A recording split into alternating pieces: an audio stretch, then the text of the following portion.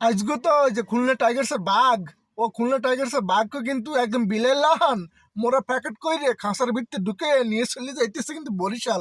ও লঞ্চের মধ্যে আরামে রিল্যাক্সের মধ্যে কেবিনে শোয়া রাখছে। ও সামড়া, বাঘের সামড়া ঝুলে রাখবো এনে এই বরিশাল স্টেডিয়ামে।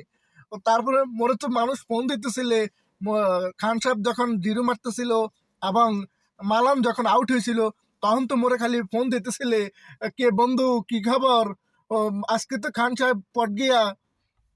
এমন ওয়ে তুমি করে এখন কথা বলি, মোরা কিন্তু বরিশালের সাপোর্টার বুঝছো। মগু কলজা কিন্তু খান সাহেবের মতন একদম কলিজাওয়ালা খানের মতন এরম বড়। মোরা কিন্তু সহজে ঘাবড়াই না। ও মগু খান সাহেব আউট হয়েছে তো কি হয়েছে, মগু মালান চলে গেছে তাও কোনো দুঃখ নাই।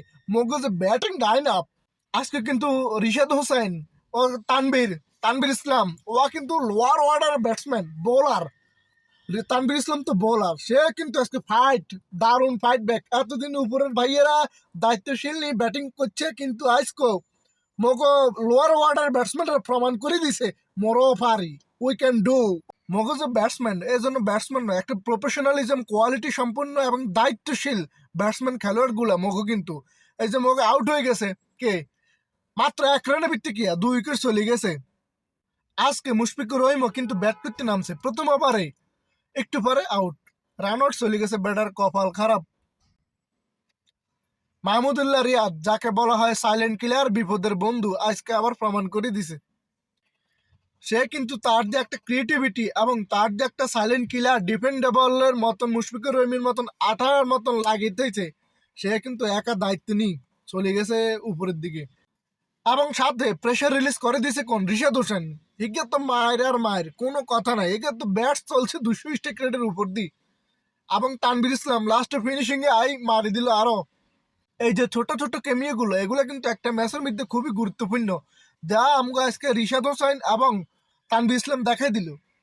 এতদিন তো মিডল অর্ডার এবং লোয়ার মিডল অর্ডারের কোনো ব্যাটসম্যানই ব্যাট করে লাগেনো, কিন্তু আজকে সবার পরীক্ষাতে সবাই পাস করে গেছে। এবং বোলিং এর ক্ষেত্রে মালাম যখন একটা ক্যাচ মিস করে দিছিল, আসলে কিন্তু মনটা খুবই খারাপ হয়েছিল।